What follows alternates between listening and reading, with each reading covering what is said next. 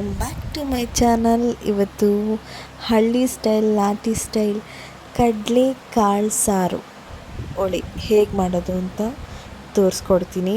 ಇದು ಚಳಿಗಾಲದಲ್ಲಿ ಮಳೆ ಬರ್ತಿದ್ರೆ ಬಿಸಿ ಬಿಸಿ ಮುದ್ದೆ ಜೊತೆಗೆ ಕಡಲೆಕಾಳು ಹೋಳಿನ ಮಾಡ್ಕೊಂಡು ತಿಂತಿದ್ರೆ ಸಖತ್ತಾಗಿರುತ್ತೆ.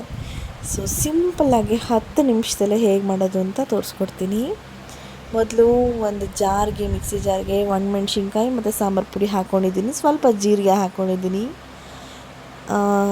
ಮತ್ತು ಟೊಮೆಟೊನ ಸುಟ್ಕೊಂಡಿದ್ದೀನಿ, ಮತ್ತು ಈರುಳ್ಳಿನ ಸುಟ್ಕೊಂಡಿದ್ದೀನಿ.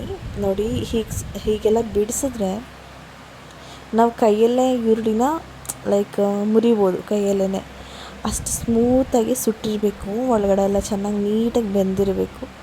ಅಷ್ಟು ನೀಟಾಗಿ ಸುಟ್ಕೊಂಡಿದ್ದೀನಿ. ಸುಟ್ಟಿರೋ ಟೊಮೆಟೊ ಈರುಳ್ಳಿನೇ ಇದಕ್ಕೆ ಸೂಪರ್ ಟೇಸ್ಟ್ ಕೊಡುತ್ತೆ. ಮತ್ತು ಇದು ನಾನು ಒಣಗಿರೋ ತೆಂಗಿನಕಾಯಿ ತೊಗೊಂಡಿದ್ದೀನಿ ಮತ್ತು ಒಂದು ನಿಂಬೆಹಣ್ಣು ಗಾತ್ರದಷ್ಟು ಹುಣಸೆಹಣ್ಣು ಹಾಕ್ತಿದ್ದೀನಿ. ಇದಿಷ್ಟನ್ನು ಹಾಕಿ ಸ್ವಲ್ಪ ಈರುಳ್ಳಿ ಹಾಕ್ತಿದ್ದೀನಿ,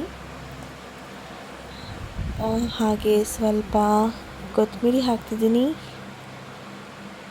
ಹಾಗೆ ಈಗ ಇದನ್ನು ಕ್ಲೋಸ್ ಮಾಡಿ ರುಬ್ಬಿ ಸ್ವಲ್ಪ ತರಿಯಾಗಿ ರುಬ್ಬಬೇಕು. ಫುಲ್ಲು ನುಣ್ಣಗೆ ರುಬ್ಬಿದ್ರೆ ಚೆನ್ನಾಗಿರಲ್ಲ, ಅಷ್ಟಾಗಿ ಮುದ್ದೆಗೆ ಅಲ್ವಾ.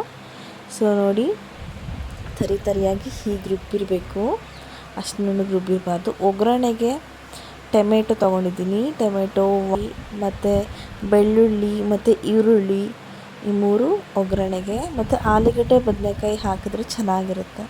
ಇದಕ್ಕೆ ಮೇನ್ ಇಂಗ್ರೀಡಿಯೆಂಟ್ಸ್ ಏನು ಅಂದರೆ ಹುರಿದ ಕಡಲೆಕಾಳನ್ನ ಹುರಿಬೇಕು. ಹುರಿದ ಕಡಲೆಕಾಳು ಹುಳಿ ಇದು. ಸೊ ಹಾಗಾಗಿ ಚೆನ್ನಾಗಿ ಹುರಿದು ಈಗ ಅಡುಗೆ ಸ್ಟಾರ್ಟ್ ಮಾಡ್ತೀನಿ.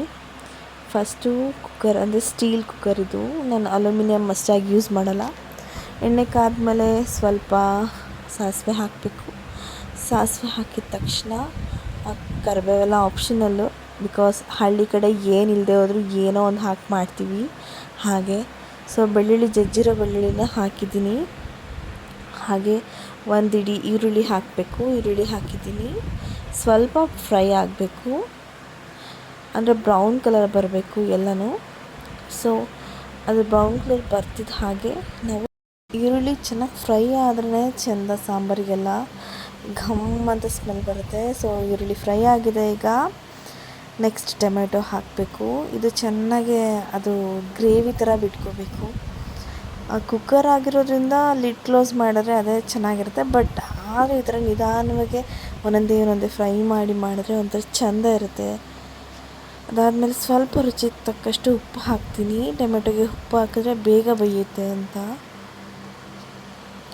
ನೋಡಿ, ಚೆನ್ನಾಗಿ ಬಾಡಿಸ್ಬೇಕು. ಇದು 10 ನಿಮಿಷದಲ್ಲೇ ಮಾಡ್ಕೊಂಬಿಡ್ಬೋದು, ಏನು ಅಷ್ಟು ಕಷ್ಟ ಅಲ್ಲ.